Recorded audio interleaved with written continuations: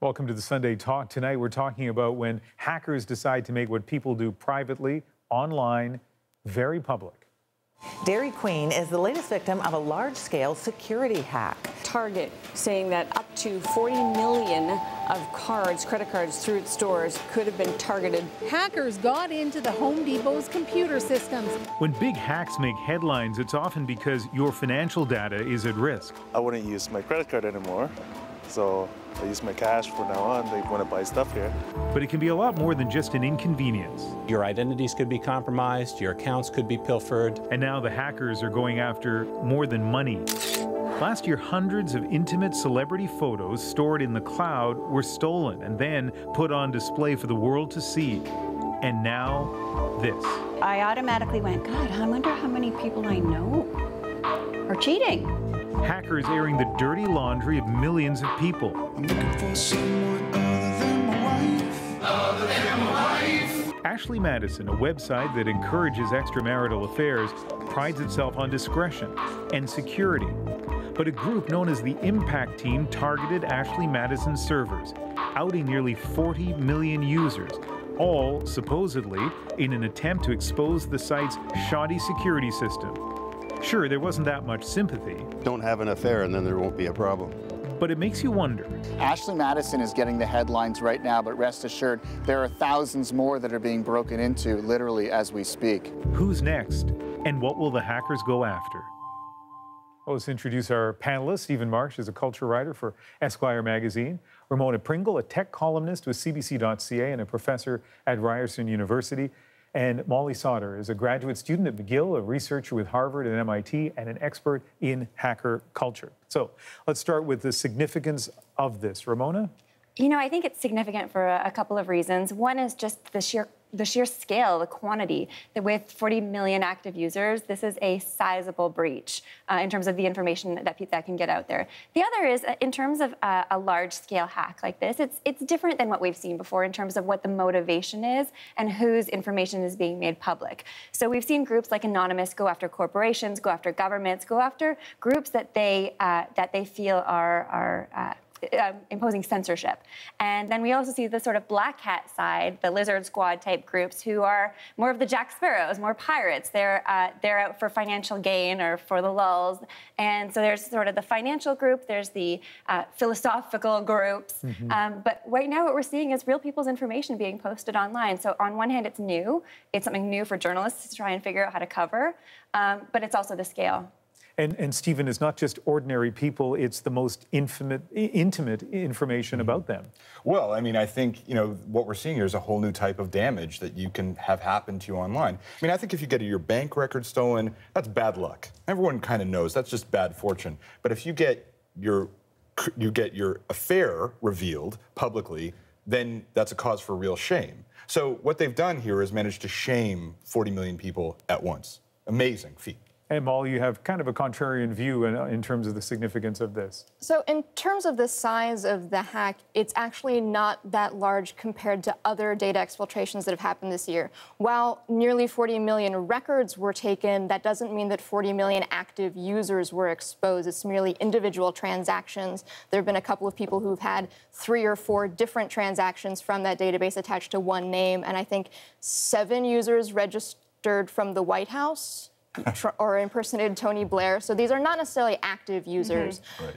And in terms of the size of the data breach, the JP Morgan Chase hack earlier this year was nearly twice as large. In terms of political or social import, I think the Office of Personnel Management in the United States data exfiltration was much more significant. So while this is interesting in terms of the variety of information that was released and the impact it potentially has on sort of everyday people, it's not that significant when placed into a context with other similar actions in recent history. You know, technically, I think all of that is clearly right, but I wonder if you're underestimating the emotional impact, the grenades that have been rolled into people's houses and the lives that maybe almost certainly are going to change. And yet, particularly on social media, we haven't seen a lot of names and secrets and details out there mainstream media, we've been pretty careful because there are a lot of ethical issues here. But are you guys surprised at all, Stephen, that on Twitter and Facebook, people haven't been outed in a clumsy way? Look, if a celebrity cheats, that's interesting to me. If my neighbor is caught cheating, that's interesting to me. But the fact that however 20 million people are cheating, I already knew that.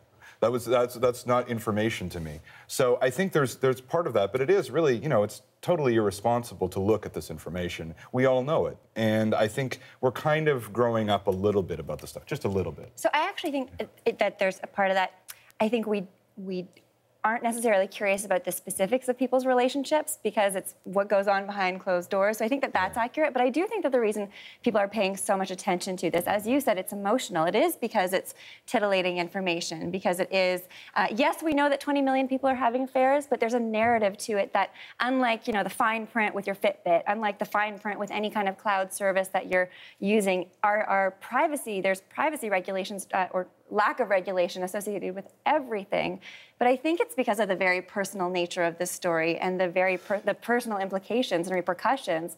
That is why people are paying attention. So they're not necessarily that we want to know the details in everyone's case. Hang on a second. There are searchable databases out there. Some of them are actually, you know, a trick to get people to use them and end up getting all kinds of crazy viruses on their computer. But you honestly think that people aren't curious about whether, you know, their colleague or their teacher or someone is on that list? I'm genuinely not. I mean, I really think I don't care at all. I guess that's just me. But you know, the fact that it depends if it's someone you know. But to go into this world where it's like, well, who is out there is actually cheating? That just seems to me like you're really asking for boredom. You're really asking for a pretty boring story. Well, there's a gossip column side to it. There's a gossip column side that, it, you know, with the politicians, the public figures, the military email accounts that are turning up, the government email accounts that are turning up when you're seeing that people's IP was from the White House. I think that's interesting to people. That's titillating. Again, that's sort of the gossip column side of it.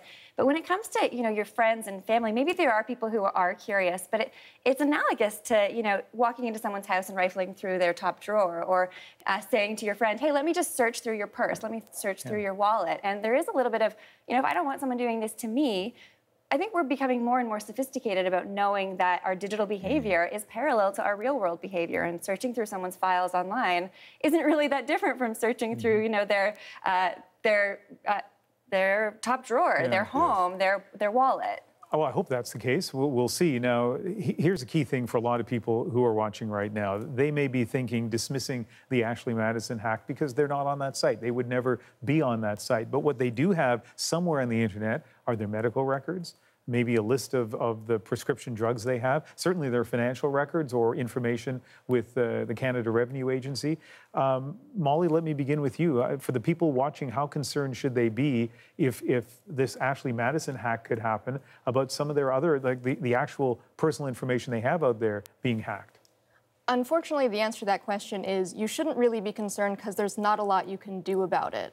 There aren't really, there isn't a steady body of regulation dictating how certain types of information can be collected, stored, and used online.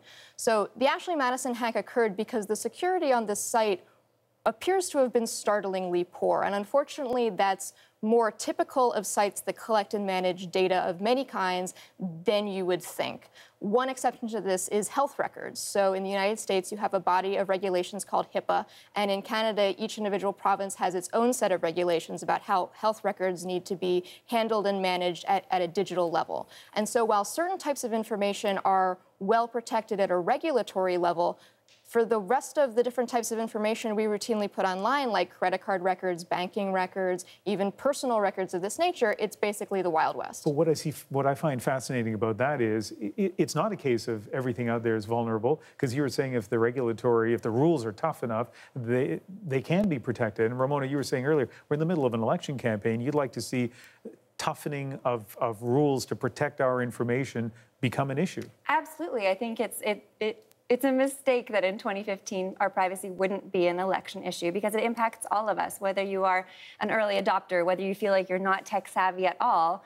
we live in a digital world. We live in a world where we are spending as much time with our work and our personal lives in the digital sphere, where all of our information is banked forever, as we are in the offline space, in the IRL space. And so I think it has a lot of repercussions for all sorts of people. And a story like this, it's good when a story like this is in the news because I think it has people paying attention to their privacy again and these privacy issues. My concern with the fact that it is Ashley Madison is that it's the whole idea of if you have nothing to hide, you have nothing to lose. Right. And people thinking, oh, well, I'm not having an affair, so I don't need to worry about my privacy because who cares if people see this information? But privacy is dignity. Privacy is freedom. Privacy is control. And it's a lot more than just, someone knowing your deep, dirty secret.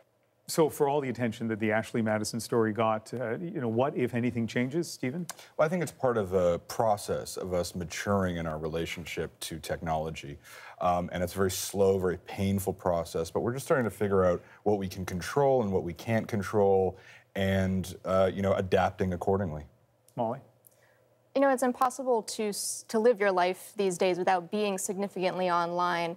And I think one of the takeaways from the Ashley Madison story is how little emphasis is placed on the security of users' data by companies like this and even more reputable companies. And I hope that one of the changes that comes out is that there's more pressure on these companies to take their user security seriously. And so, Ramona, you can either tell us what you think will change or what you hope should change. Well, I hope that a high-profile story like this leads to more regulation. I think that we see a slow move forward, I think, on the part of users following the massive photo leaks that were almost a year ago to this day. I think there's more and more people doing two-step authentication. So I think people are more aware of the steps they can take to protect themselves. At the same time, when it comes to a story like this and interpersonal relationships, we hear it a lot in terms of sexting and what you send over email and being private. We are humans, and even if we know we shouldn't be doing things, people will behave that way. As Molly was just saying, we live our lives digitally, and our desires are the same. We want to connect, and so even if people know they shouldn't be doing something, I think they often will. So I think it's a slow move forward where the technology, the platforms need to be designed with privacy as the default, and not necessarily depending on humans always making the best choices, because humans just, as a rule, don't. Right. As Ashley Madison shows, right? Well, I and some members of our audience will now Google two-step authentication. But thank you very much for a really interesting conversation.